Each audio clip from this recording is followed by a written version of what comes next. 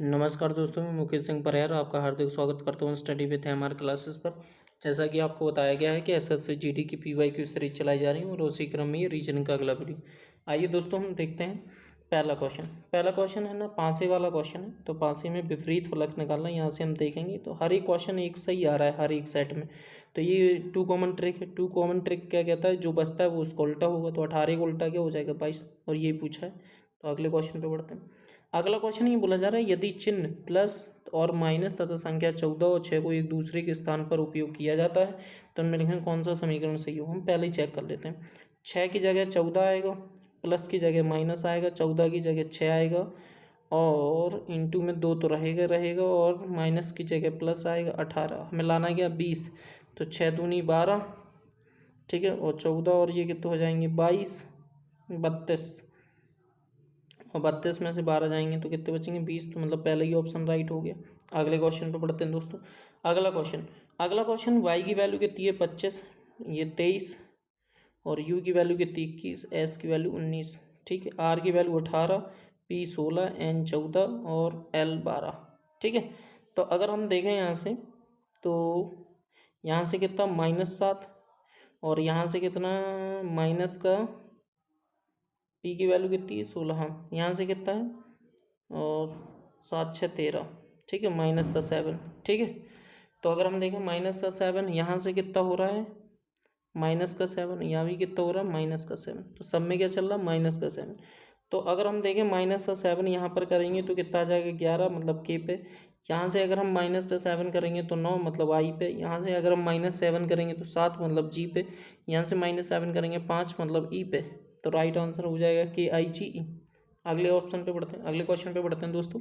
अगला क्वेश्चन हमें दर्पण प्रतिबिंब का बताना है। तो पहली बात तो H इसी H से चालू होगा, ठीक है। लेकिन ये जो H होगा कुछ पलट के इस तरीके से रहेगा, ऐसे ऐसे इस तरीके से आएगा। तो ये पहली बात तो ये ऑप्शन गलत है, ठीक है। दूसरी बात N इसी तरीके से रहेगा। ये जो G है, ये दोनों तीनों सेम है, यहाँ तक ये तीनों सेम है, ठीक है। जो 6 है वो पलट कर कुछ इस तरीके का होगा, ऐसा नहीं होगा। तो इसलिए ये वाला ऑप्शन गलत है, ठीक है। और यहाँ पर अगर देखा जाए तो जो डी है वो डी पलट कर ऐसा हो जाएगा, ना कि ऐसा। तो इसलिए ये वाला ऑप्शन गलत है। तो राइट आंसर होगा चौथा। अगले क्वेश्चन की तरफ बढ़ते हैं दोस्तों। अगला क्वेश्चन हमसे ये बोला जा रहा है कि दी गई किन दो संख्याओं को परस्पर बदलना चाहिए और समीकरण सही हो। तो हम पहला ऑप्शन ले लेते हैं। जब हम 95 डिवाइड में क्या होगा 19, ठीक है। 19 इंटू में क्या करोगे आप 24, क्योंकि 112 की जगह 24 लिखना है। डिवाइड में 4 होगा, 4 प्लस में 3 ब्रैकेट बंद, और प्लस में 5, और बराबर में 24 की जगह लिखना है 112, ठीक है। 19 बना 95, और इंटू में कितना आ जाएगा 24, और डिवाइड में 4 चौको 16, 3 19, 19 का भाग डिवाइड 24 में होगा नहीं। तो सिंपल सी बात है, ये पहला ऑप्शन गलत है, दूसरा भी गलत है। हम तीसरा ऑप्शन चेक कर लेते हैं। जब हम तीसरा ऑप्शन चेक करने जाएंगे यहाँ से, तो तीसरे ऑप्शन में हमें 4 की जगह 5, 5 की जगह 4 करना है। तो 95 डिवाइड में 19, और इंटू में 112 तो रहेगा ही रहेगा। डिवाइड में ब्रैकेट में 4 की जगह 5, ठीक है। तो 5 ही 5 आ जाएगा, प्लस में 3, और यहाँ प्लस में कितना आएगा 4। हमें लाना क्या है 24 लाना है। तो पहले इसे सॉल्व कर लें। 55 25, 25 और 3 28, ठीक है। तो 19 बना 95, पहले इसे सॉल्व। 19 बना 95 112, और डिवाइड में कितना आ जाएगा 28, और प्लस में कितना है 4। तो 28 8 चौको 32, 4 बार जाएगा, 5 चौको 20, 5 चौको 20 प्लस में 4 कितना है 24। तो ठीक है, तो राइट आंसर 24 आ रहा है। तो थर्ड वाला सही हो जाएगा ऑप्शन। अगले क्वेश्चन पे पढ़ते हैं। अगला क्वेश्चन अगर हम देखें तो GT AZ मतलब अपोजिट लिखा है। तो H का उल्टा क्या होता है S, O का उल्टा क्या होता है L, N और V। तो राइट आंसर हो जाएगा SLNV। अगले क्वेश्चन पे पढ़ते हैं। ऊन किससे संबंधित है, स्वेटर से। तो लैक्टेक्स किससे संबंधित है, रबर से, ठीक है। अगले क्वेश्चन पे पढ़ते हैं। अगले क्वेश्चन में हमें आकृति देखना है। अगर देखें तो हम ऐसा कोई त्रिभुज बना नहीं है, पहली बात इस तरीके का, ठीक है। इस तरीके का कोई त्रिभुज नहीं बना, और ना ही उसमें ऐसे है, तो ये तो होगा नहीं। ऐसा भी कोई आकार नहीं है, और ये भी नहीं है। तो हमारे पास ये जरूर है, ये ऐसे है, देखें यहाँ से ये ऐसे गया, और ये ऐसे, और ये ऐसे, ठीक है। तो राइट आंसर हो जाएगा पहला। अगले क्वेश्चन पे पढ़ते हैं। 7 लड़कियां हैं एक वृत्ताकार वृत्ताकार मेज पर बैठी हैं, 7 लड़कियां हैं, एक वृत्ताकार मेज पर पर्दा मेज केंद्र की ओर मुख करके बैठी हैं। ठीक है, तो केंद्र की ओर मुख करके बैठी हैं। ठीक है, केंद्र की ओर मुख करके बैठी हैं, 7 लड़कियां हैं। तो अगर हम देखें 7 लड़कियां केंद्र की ओर मुख करके बैठे हैं, रीता और गीता एक दूसरे के ठीक बगल में नहीं बैठी। हम क्वेश्चन को यहाँ से उठाते हैं कि जो मीता है वो रीता के जो मीता है वो रीता के बाईं ओर ठीक बगल में बैठी है। ये बैठ गई मीता। ठीक है, बोला जा रहा है कि रीता और गीता एक दूसरे के ठीक बगल में नहीं है, रीता और गीता, तो गीता यहाँ बैठ नहीं पाएगी, यहाँ गीता नहीं बैठ सकती। ठीक है, यहाँ गीता नहीं बैठ सकती। आगे फिर बोला जा रहा है ठीक बगल में नहीं बैठी सुनीता। सुनीता विनीत सुनीता जो है ना विनीता और मीता के बीच में बैठी है। तो जो सुनीता है वो यहीं बैठेगी, तभी बीच में बैठ जाएगी। सुनीता मीता और विनीता की, ये बैठ गई विनीता। इतनी सी बात समझ में आ गई। आगे फिर बोला जा रहा है कि सीता जो है ना, सीता जो है ना सुनीत अनीता सीता जो है ना अनीता और गीता के बीच में बैठी है। सीता जो है ना अनीता सीता जो है ना अनीता और गीता के बीच में बैठी है। तो गीता को हम यहाँ बैठा नहीं सकते, तो गीता बैठेगी यहाँ, अनीता बैठेगी यहाँ पर और गीता बैठेगी यहाँ पर। तभी उसके बीच में कौन बैठ पाएगा, उनके बीच में बैठ पाएगी सीता। तो ये बैठेगी सीता। तो अनीता के बाईं ओर ठीक बगल में कौन बैठा है, तो अनीता की बाईं ओर रीता बैठी है। Right answer. अगले क्वेश्चन पे बढ़ते हैं। अगला क्वेश्चन आपसे ये बोला जा रहा है कि अंग्रेजी वर्णमाला के अंग्रेजी शब्दकोश के अनुसार हमें चलना है। तो GRA सबसे पहले यहाँ पर GRA, तो सबसे पहले GRA यहाँ पर भी है।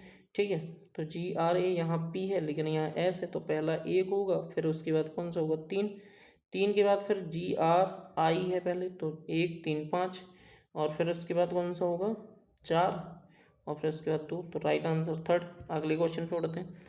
दूरबीन का मतलब होता है देखना, तो स्पैनर का मतलब होता है जकड़ना। ठीक है, अगले क्वेश्चन पे बढ़ते हैं।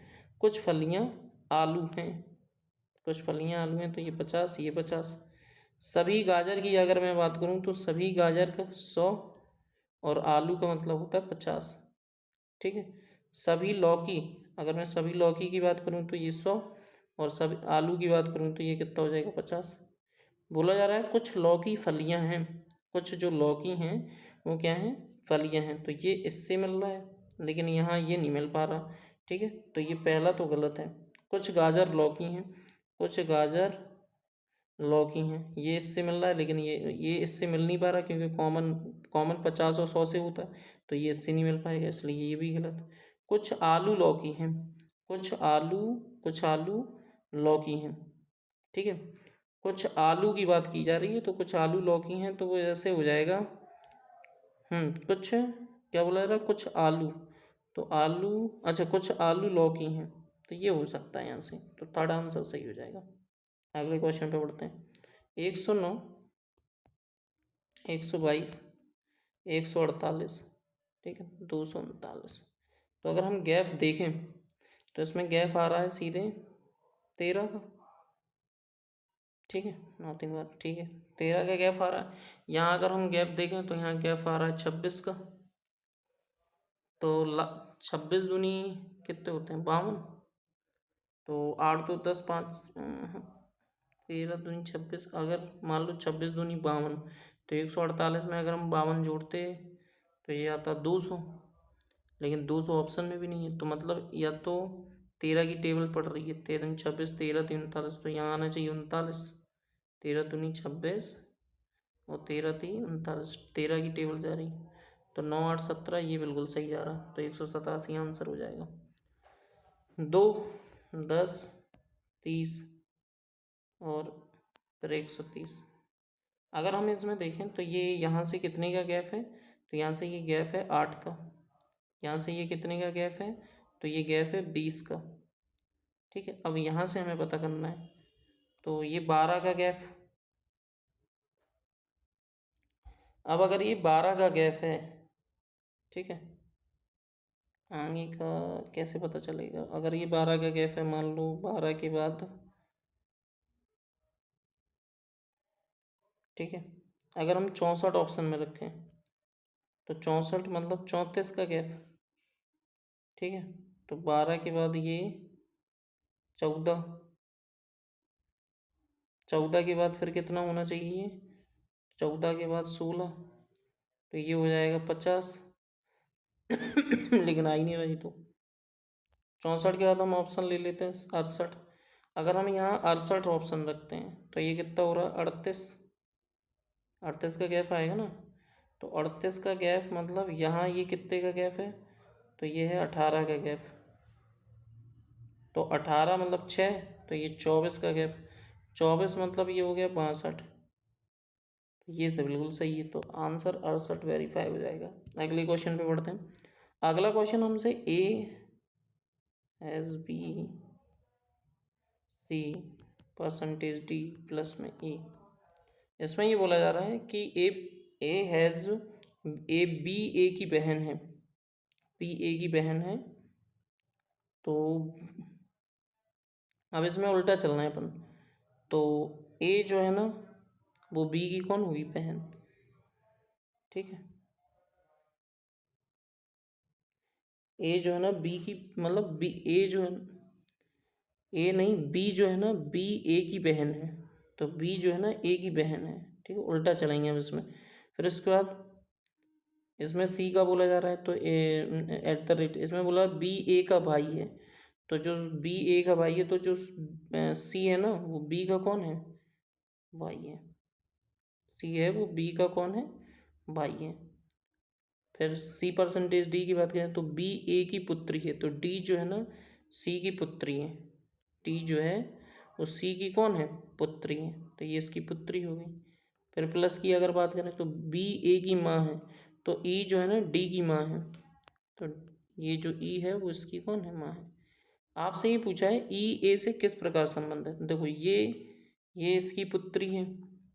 ठीक है, ये इसकी माँ है। डी जो है ना डी ई की माँ है, यही तो बोला है। ए प्लस बी का मतलब है बी ए की माँ है, तो ई जो है ना डी की माँ है। अच्छा, माँ है, तो यहाँ माइनस का चिन्ह है, ये माँ। तो ये इसकी माँ हो गई। ठीक है, और ये इसकी पुत्री है, ये इसका भाई, और ये इसकी कौन है, बहन। तो ई ए से किस प्रकार, भाभी से संबंधित होगा।